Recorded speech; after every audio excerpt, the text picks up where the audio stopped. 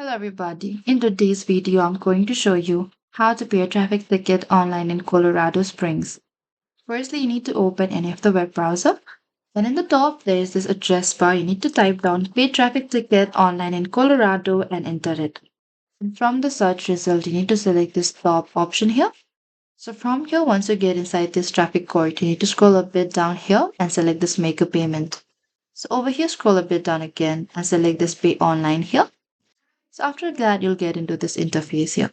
You need to select this record type, and what you can do is you can simply select for this court case, someone parking ticket, or any of this here. And after that, you need to enter your record number here. And after you're done, select this search. And after that, you can simply enter your citation. And after that, you can review the amount due and complete the payment. And after that, you can save your confirmation. And that is it. That is how you can pay a traffic ticket online in Colorado Springs. Thank you for watching this video. I hope this video was helpful.